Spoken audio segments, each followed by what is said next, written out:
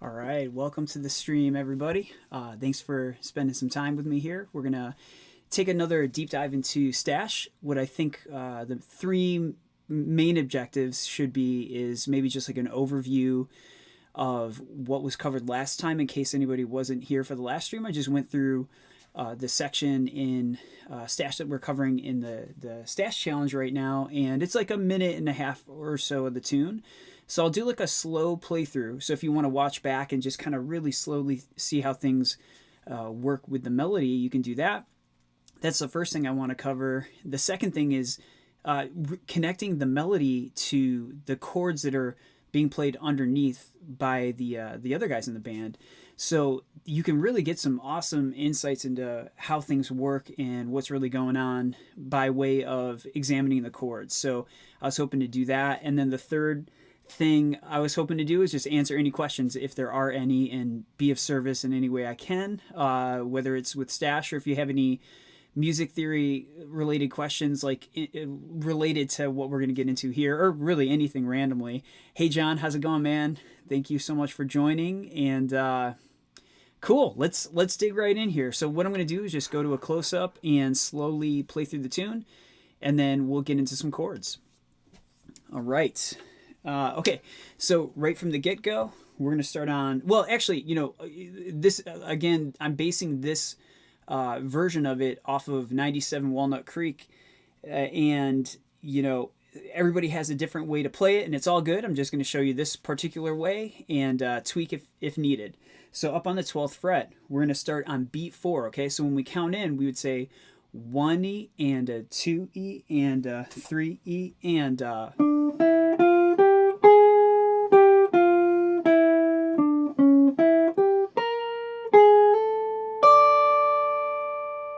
so we got that first lick. Now we're going to come in on the 12th fret of the A string for the main theme.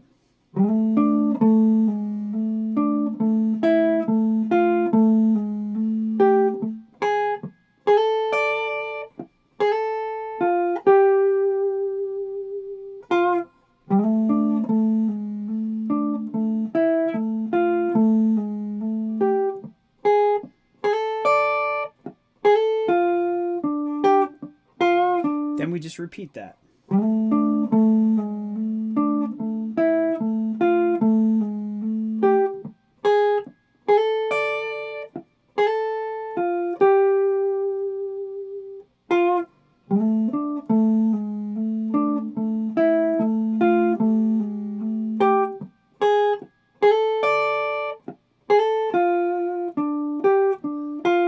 Now the change.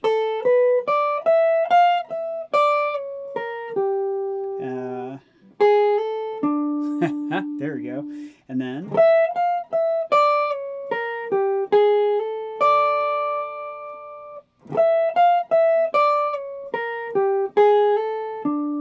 we've got this little turnaround. Then we repeat.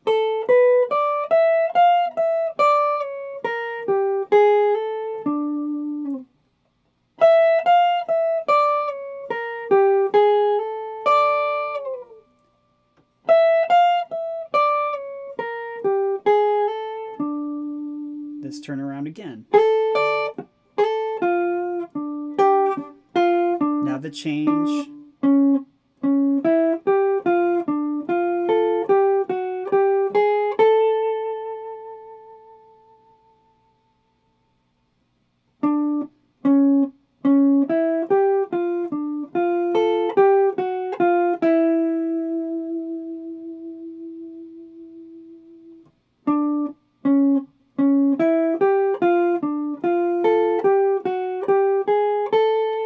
Now we set up for the last run.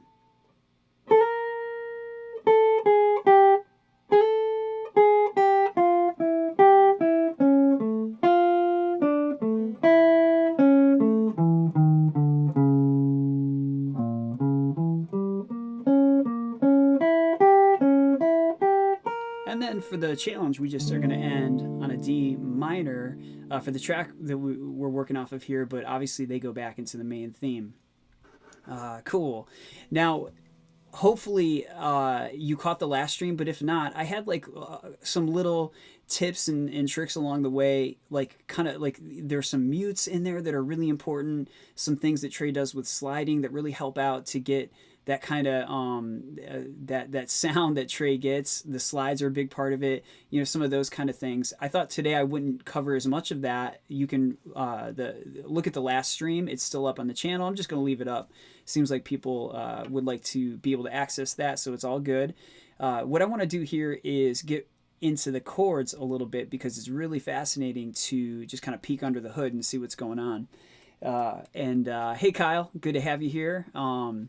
Right on. Okay, so really interesting stuff right from the very beginning of this tune. So what I'm going to do here is pull up I only did a couple tabs here because I want to be a little more like stream of consciousness, kind of off the cuff, like we're sitting in a room together just talking about music, rather than like this polished presented thing. But I did have a couple things I did think were worth writing out. So here's one of them. The very first chord in the tune, and all this stuff, you know, I'm no expert. This is what it sounds like to me. So it sounds like Paige on the piano is playing an E7 flat 9, basically.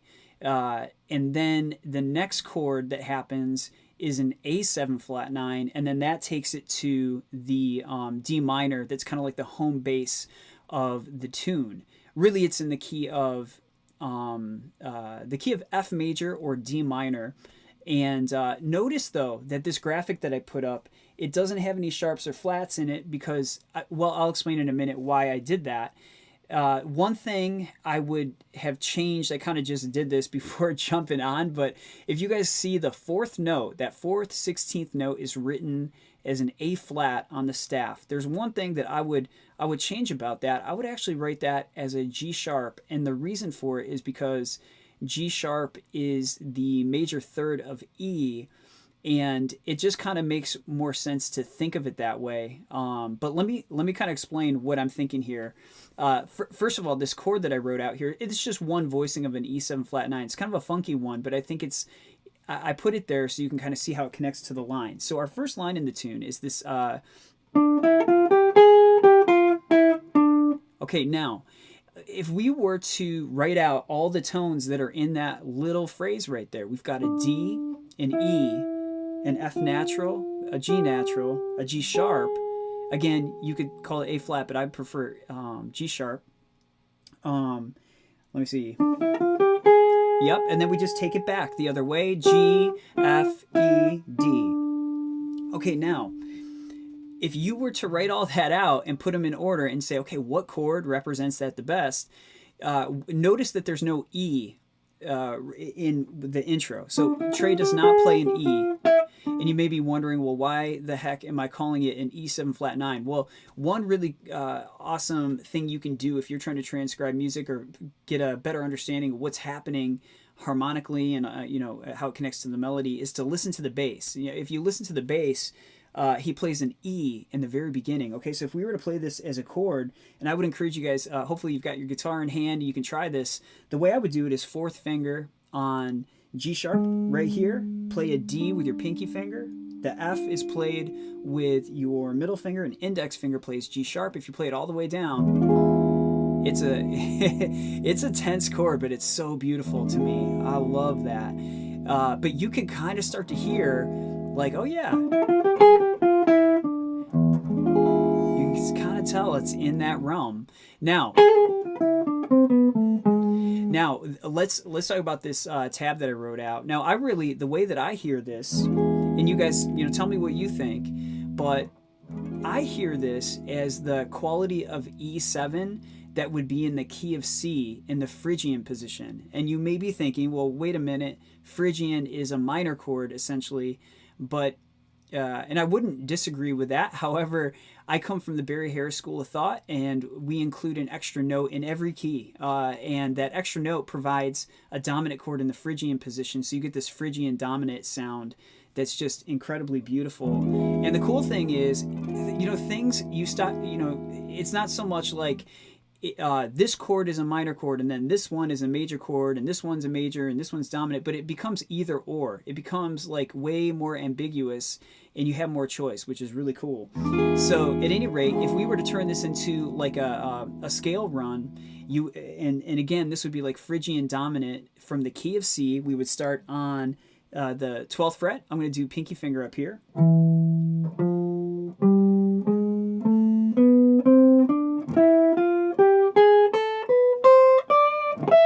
And then that note that I just hit is that 12 that starts out the second measure, and then you can just descend. It's so beautiful. In fact, here I'm gonna do just like a little loop with that chord, and you can hear. I'll play the scale or the mode of it, and then I'll just kind of riff around. You can hear the vibe that you get from this. Okay, so here it is.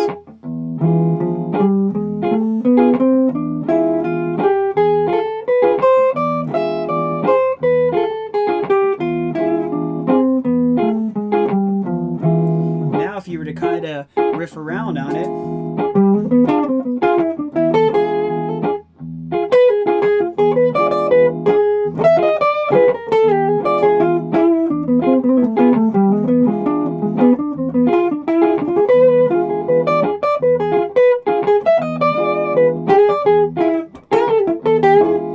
the other thing, let me pause it for a sec. Because we have a G natural and a G sharp, it's kind of cool because you can get into this kind of mixing between major thirds and minor thirds, and I love that kind of thing. So again, you know.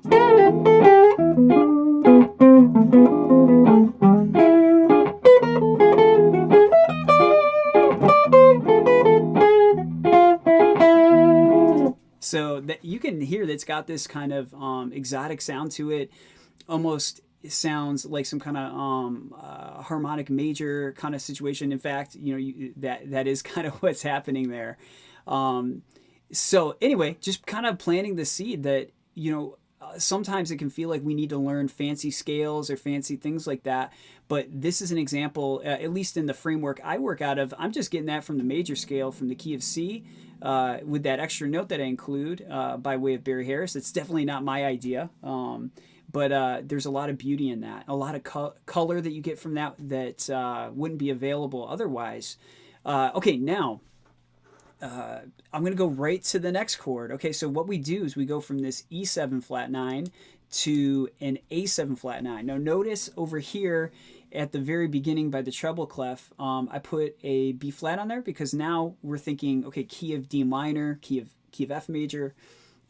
So you know, you're not really like changing keys there. You're just borrowing that E7 flat 9 potentially from another key, because last week somebody, and I can't remember who pointed this out, but the intro is a 2-5-1, and that is totally true. Now keep in mind, you know, a lot of times, especially in jazzy music, the 2 will be substituted with a dominant chord instead of a minor chord, because typically our 2 chord is, you know, that's the Dorian spot, the minor spot. But, you know, remember, music theory, well, actually, I don't want to put it that way. This is the way I view it. Music theory, things like that, are descriptive. They describe things, but they're not prescriptive. They don't tell you what you should do with it. So, you know, you're free to do anything. It's just like working out of a cohesive framework. At any rate, I'm going to stop blathering. Okay, here's the chord that would fit to this, this run I'm about to do. I'm going to put it up here, open A. Then we're going to have the 11th fret of the D string, which is a C sharp. That's the major third of A. I'm going to play a G natural, which is the 7th. That's what makes it dominant. Over here is a B flat. That's the flat 9, because B is the 9, or the 2. 2 and 9 are the same thing, by the way. B flat is the flat 9 of A. And then we get the 5th up here with the pinky finger. And that's what it sounds like. And you may be thinking to yourself, well, hey, these last 2 chords really sound diminished. And you would be right. You know, diminished lives inside of a dominant chord, amongst other places. But you hear, it's just got that beautiful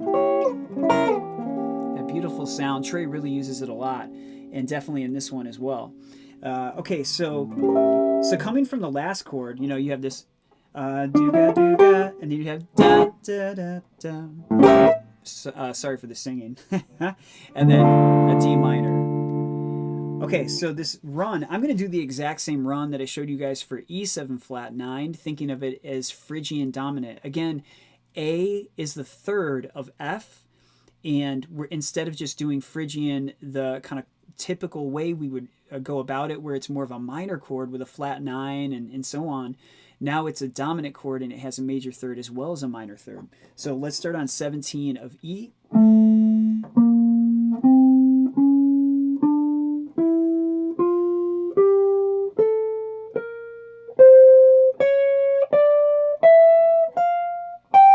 Now, this is the 17 in the second measure.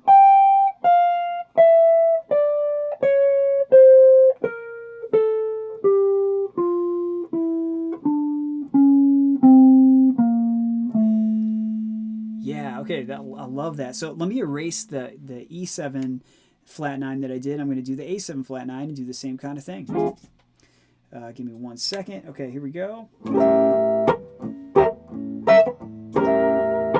Maybe not the best loop, but okay, so here we go.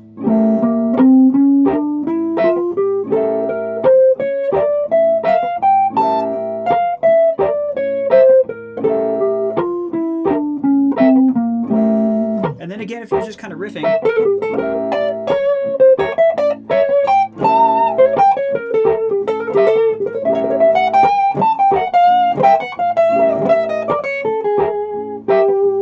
and that's actually, now I kind of, I just was drifting over to this zone, but this is more in the zone in the tune.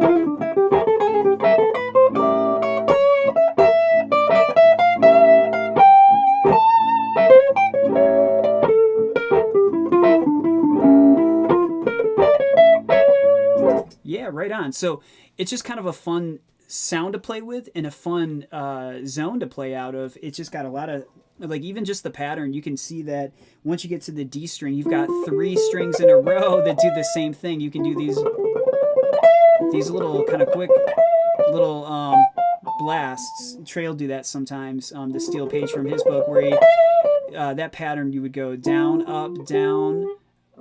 I had to think about what it is. So down, up, down, down, up, down, down, up, down, down, up, down. And then just kind of fun to play around with. So at any rate, just planting the seed of, you know, some of these chords that have beautiful sounds that really, they sound really, really exotic. But again, you know, for me personally, I'm just thinking of this as being in the key of F and having the Phrygian dominant kind of quality. Okay, so now let me get rid of this for a minute. Okay, now what I think is like a really cool sound for this is you've got that E7 flat 9 and then an A7, and then you could have the flat 9 in there as well, and then it goes to the D minor. I just think that sound, that movement is just incredible. Just so good. Okay, now as we get into the main theme, into that section, this is how I hear what the band is doing. And again, you guys let me know if this is how you guys hear it. But what I hear is on the first bit, it's a D minor. Now, Gordon goes to an F on the bass. Now, I kind of hear it as a D minor over F rather than an F major. So, sorry about the singing, but I can't do both parts at the same time. Then it's a B flat major 7, and then it goes to an E half diminished, or you could call it E minor 7 flat 5. Okay, now before I move on from there, let me just show you guys again. These are just, you know, some voicings you can use. You can do this a bunch of different ways. I'm just doing a plain old D minor. Then I'm coming up here when the bass goes to F. Like if you were to be jamming along playing the rhythm part, which I would encourage you to do, this is a way you could play a D minor over F. It's just the first inversion of D minor. B flat, I'm playing with index finger on the 6th fret. Then we go jump over the A string, go 7 of D, 7 of G, and then 6 of B. That's just a beautiful voicing. and then the E7, or sorry, not E7, the E minor 7 flat 5, or E half diminished. Think of it like you're playing a D chord, you know, like this classic shape over here. We're just going to be up here on the 7th fret of A, and then you just put your pinky finger on the same fret that the ring finger's on. The reason I'm saying it that way, I could say put it on 7, put it on 8, put it on 7 and 8. It's so that you can see it's movable and more usable. Okay, so let me, what I'm going to do here is do another loop with those chords, and then I'm going to play the melody over top, and then we'll see kind of how it sounds when they play together. So here we go.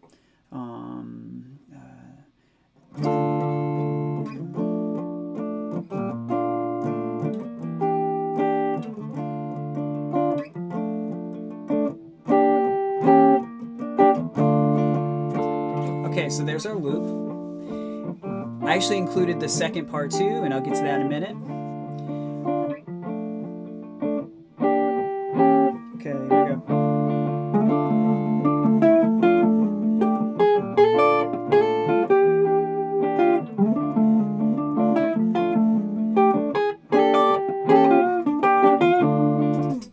It's cool when you hear how it interacts with the chords and the harmony behind it. Everything kind of starts to make sense and click.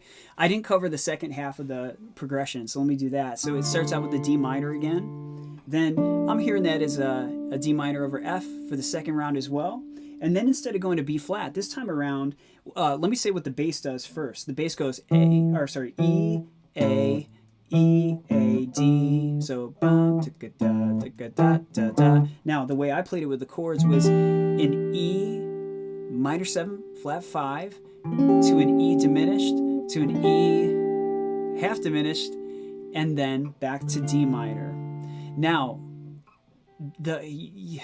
over here I'm playing an E diminished, but I just got done telling you guys that the bass went to an A. So listen to what you get if I play that chord and put an A on the bass. What that ends up being is an A7 flat 9. It's the one that I pulled up. Let me do it again here. It's another voicing of this kind of situation that I was showing you guys a minute ago. It's the same kind of sound in a different spot. Now, let me switch away from the close-up. Okay, so this gets into something that's really near and dear to my heart, and it's something I've called chordal ambiguity. I'm sure other people have other names for it. Superimposing another chord on top of another one, whatever you want to call it. The thing that fascinates me is that, and I think there are life lessons we can get out of this as well. I try to take all kinds of lessons out of music theory stuff, but when we say something is something, so for example, if I say this is an E diminished, it may feel like because I'm saying it is this, that it's not other things, but that's not really the case. You could say something could be, let me think of an analogy. Just because something is small doesn't mean it can't be also sweet. Like a piece of candy is small and it's sweet. So just saying it's one thing doesn't mean it's not other things. So when you say something is an A7 flat 9, you could also say, and it's also E diminished, and it's also G diminished, just depending on the way you're looking at things. There's a classic example of this sort of thing where, I can't even, I may have said this last time, forgive me if I did, but there's an exercise where you look at a picture, and some people, and it's like this sketch, some people see it as like a beautiful woman wearing a like a fox hat, some kind of fur hat, and she's got just this beautiful young woman. And then some people see it, the same picture, as an old kind of woman with a crooked nose and and wearing a hood over it. It's the same exact picture, but the way that people perceive what they are looking at is very different. There are all kinds of examples of that kind of thing. And so, with music theory stuff, it's easy to get into who's right or wrong, or, like that's not how it really is, or that kind of thing. I try to just avoid anything, any kind of arguing or anything, and just kind of just see it from the way I do. So that's what I'm trying to share here, is that when you have a chord change that goes from E half diminished to E diminished, there's other stuff going on there as well. Let's see. see the old lady. John saying he's seen the pic and he sees the old lady. But like, here's what I mean by some of the takeaways, these amazing takeaways we can get from learning about chords and the different chords you can see inside of one chord. There's another chord. Think about like how many times we get into arguments with people about things and we're like, no, this is how it is. And then they're like, no, this is how it is. But really it's just a different point of view and everything's all good. Everything's cool. So anyway, that's enough of my philosophy about that. Let me go back over here. Now the change, I love this part. So when we start getting into the, now what's happening with the bass, at least, is he's going like, so it's kind of, talk about ambiguous. That could be any number of things. But now what I start to hear with that, when I kind of couple it with what Paige is doing, is I hear it as like, it's that same kind of move where you get an E half diminished to an E diminished to a D minor. In fact, here, let me do a loop for that part so you can kind of hear what I'm talking about. So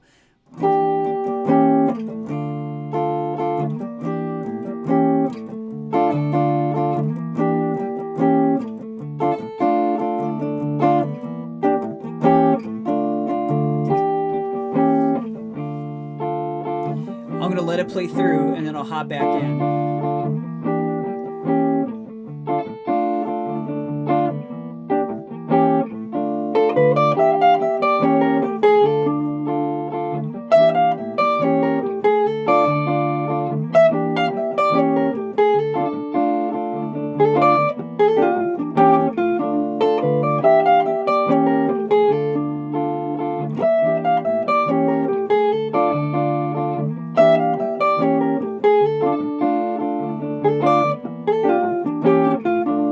Okay, now that's when we get into the change again.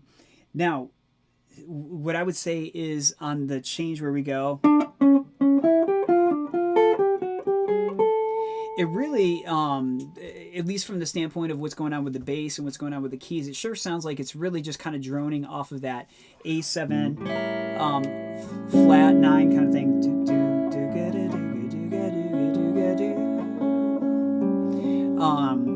So instead of me singing that, I'll not torture you guys with that, but I'm just going to loop like an A7, throw in like a flat 9 every once in a while, and then play the other part over it.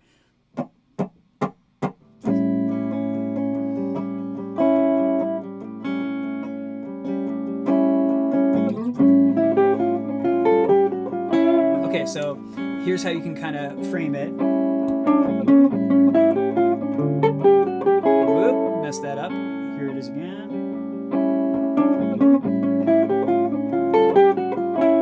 So you can kind of hear how the melody works with the chord. Oh, can't talk and play at the same time. So here's the other part. Let me do that one more time.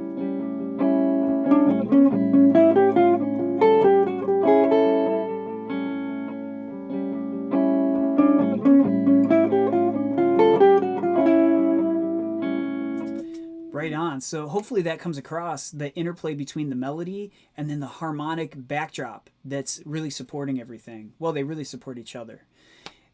Okay, now we're getting into the end run, which is really, really interesting.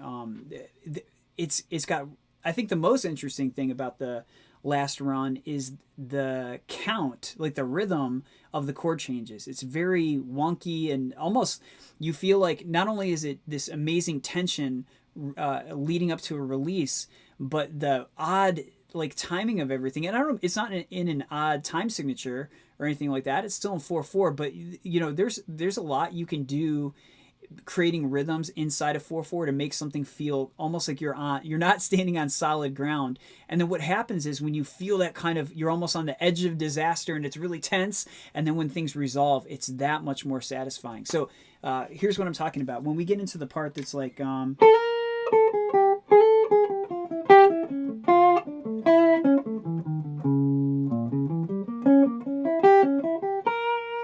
now let's go bit by bit on this. Okay, so when I hear this bit, now what I'm doing is I'm going to take the knowledge of what's happening with Trey's melody and then what's happening with the bass. Mostly those are my two kind of points of interest where I connect those two things to get a better picture of what's happening with the chords. So he just goes.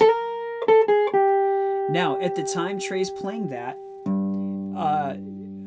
Mike Gordon is playing a G on the bass. So do da ga da. It's coupled with that, and then when we go to the this part, that to me sounds like a D minor 9 is being implied. Then the next lick is. Now that right there, notice how like that really starts to kind of sound diminished, but it isn't quite, because with this A natural, it's just an A7 arpeggio. There's like a really fine line between something that's just purely a dominant chord and then diminished. Now if we want to make it fully diminished, what we would do is go like this. Whoop. That's the only difference, is putting a B flat in there instead of an A. Or my preference is to keep both of them.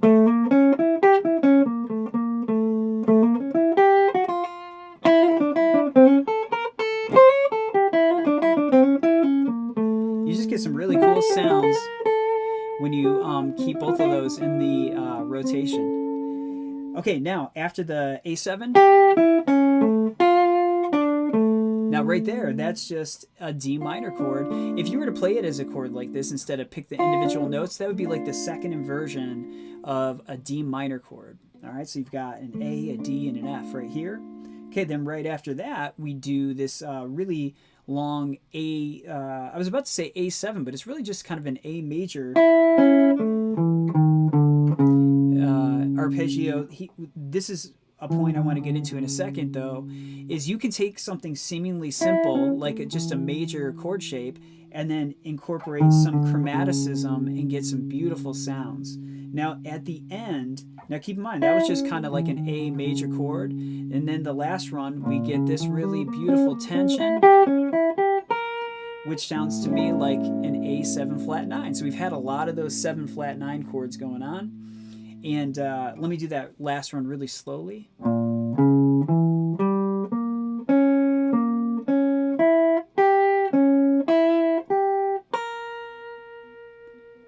Cool. Now, I mentioned that the timing is really funny. So let me go over that. Now I'm just going to play kind of simple chord voicings to demonstrate this part. So I'm going to do just like a bar chord for a G minor.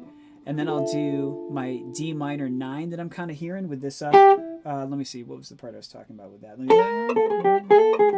Oh, yeah.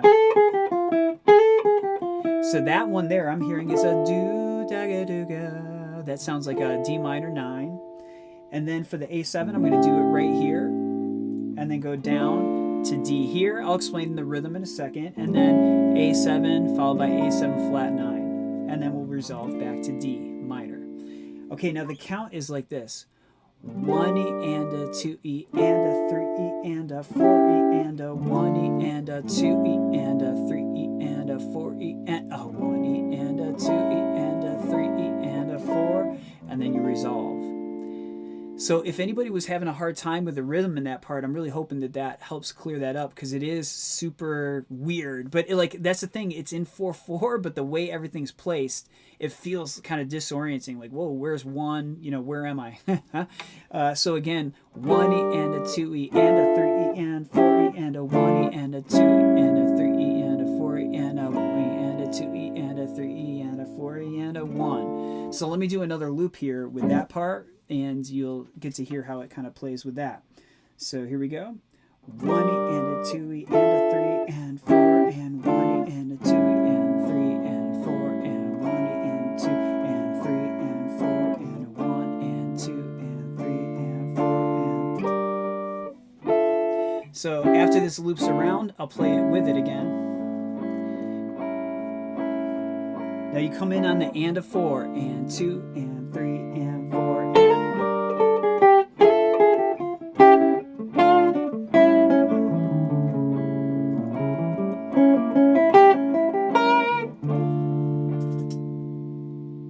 Right on. All right. So that's that's how that melody connects with the chords, and I just think that part is just genius how that happens.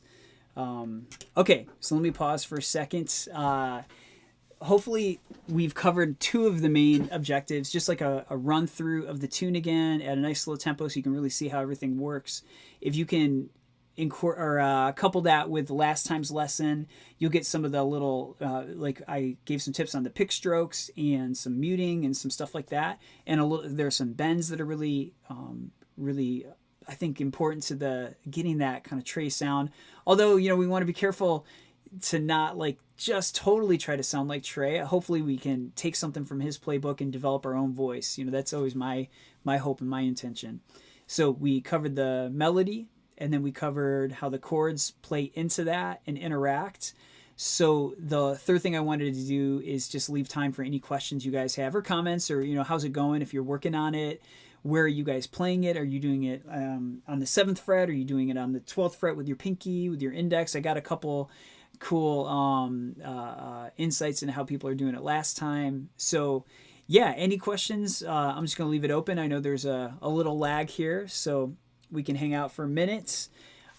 With the chords, though, the whole thing with the chords is that, while I'm waiting for people to potentially ask questions, I'll do a close-up here. And this is one thing I wanted to say about, connecting to the chords, because it might be like, well, hey, what's the big deal about that? I just want to know how the melody goes. That's kind of the fun part. But, if you know that the chord, let's say that like in the beginning I was talking about there's this D minor and then there's a D minor over F, for example. Well, playing a lead, we could do all kinds of stuff like, a little something from like the jazz realm, or like Jerry would do this, is like doing like a neighboring note kind of thing. So let's say you have, something like, you can do all kinds of fun stuff. So if you look at that chord shape, you go a whole step above, semitone below, scale tone above, semitone below, up, and that's just a beautiful sound. I actually did that wrong. It just has a beautiful sound. If we took any, note from the 7th chords, you could do a similar kind of thing.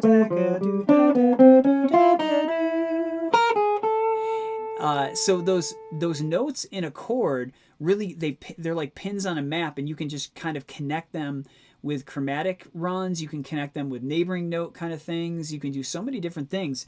Not to mention, like, okay, if we have a chord voicing, let's say like this, or we want to make it diminished, let's say you want to go to a B flat and make it diminished right here. Well, maybe you bend to it. Like that has so much tension to it.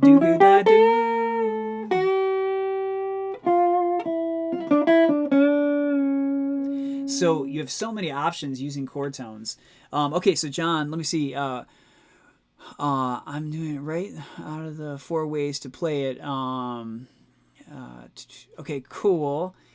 And then John is asking, is all this stuff incorporated in the extended live jams? Yeah, I think that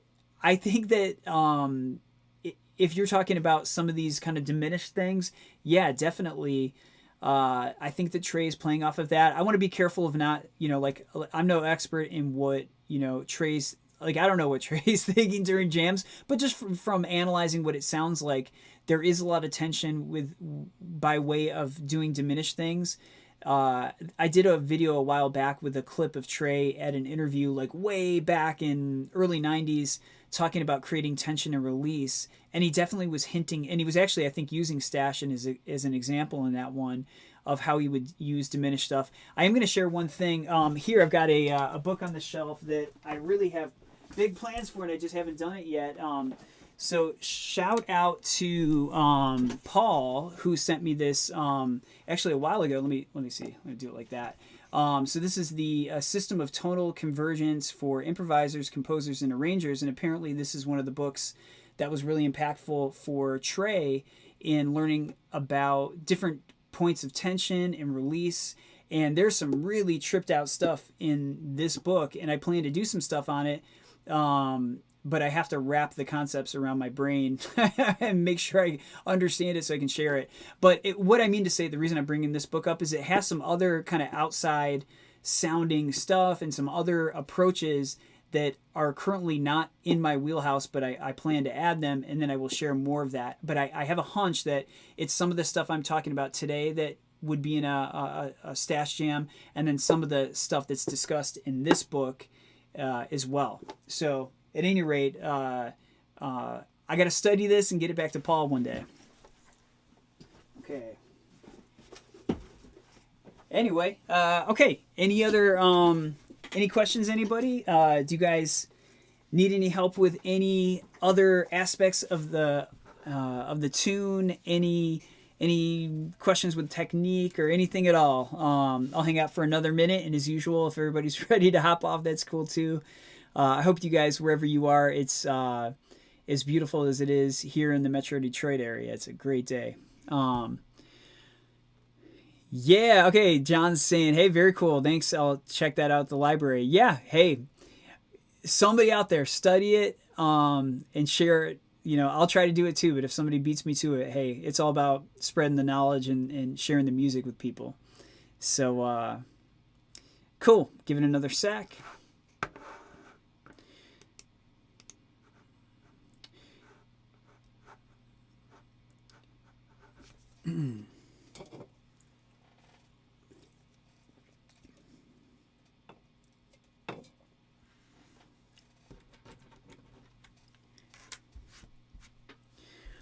I got a chance to check out the new Fish tune, or I guess the new recording, I should say, Evolve. It's pretty cool. Cool lead part toward the end. So Kyle's saying thanks for the book share. Yeah, hey. Okay, let's see. Just want to ask you one more question.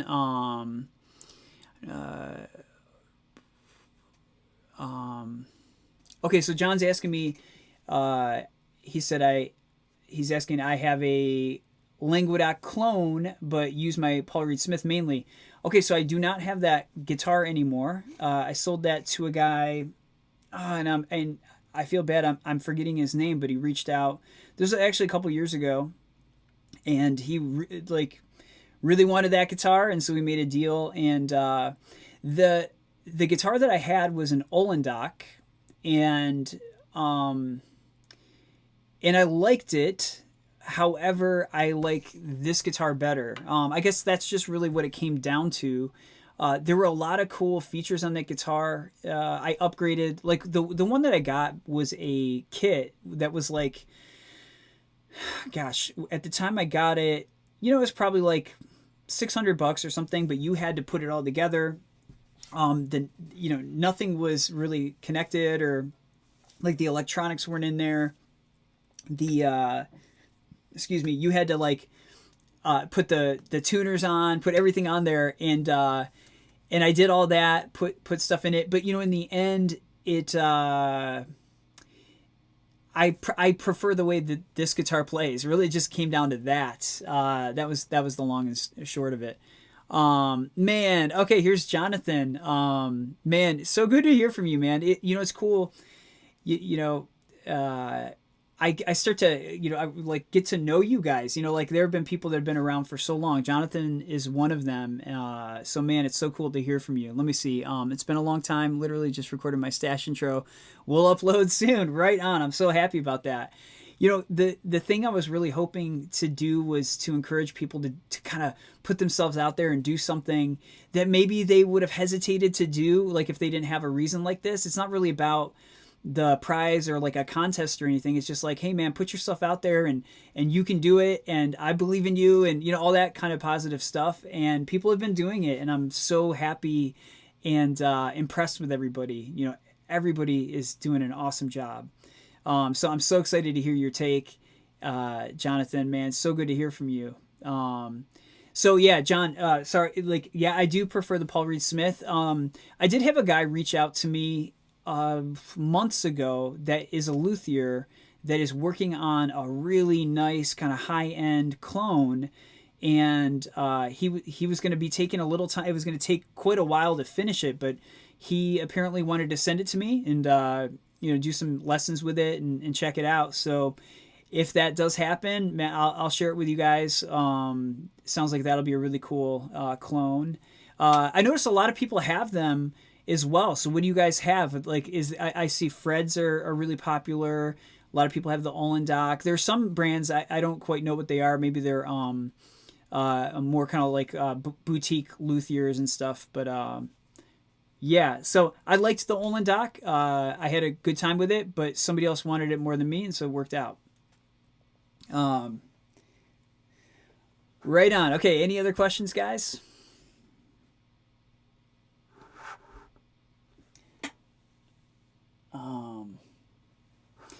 Well, right on. I think everybody's all good. So, hey, it's such a pleasure. And what I'm thinking here with these live streams is that I will not have one next week. I have to like get ready for the video for the stash challenge and kind of do the next step with that. Equator. Yeah, actually, hey Carl, thanks so much for dropping their name. I have seen that. I think they have a cool like logo on the headstock I've seen, and those seem beautiful. I've never played one, but yeah, I have heard of that brand, so that's very cool. Thanks for sharing. What I was saying about the live streams is that I won't do one next week because the challenge is kind of wrapping up for this tune. Then we'll have the last challenge, and I'll reveal to you guys what that tune will be. And that's the one where whoever comes out with that one will get the guitar. Anyway, by the time all of this is over, it's been such an amazing ride so far. It'll be basically June. It'll be summer. And in June, I want to start doing a live stream every week, but more of like a rotating topic kind of situation where I just share some things that I'm working on or I'm interested in general. Could be a fish tune, could be a music theory thing, a technique thing, and then leave time for Q&A. I would like to do that regularly. I used to do it and kind of got away from it because I'm still learning how to do this whole live stream thing. It's really a trip. But hopefully you guys will hang around for that. In fact, when this video reposts, if you guys watch to this point, first of all, thank you for sticking around. Second of all, leave a comment with what the best day or time would be. I have to work with my schedule too, but I am curious what the best live stream day would be for you guys. So yeah, if you think about it, please leave a comment, and thanks so much. I hope you guys have a really good rest of your weekend. I hope that you got something out of this lesson, and I'm going to leave it up on the channel, so enjoy it. Hopefully it helps, and I'll catch you guys next time. Thanks so much.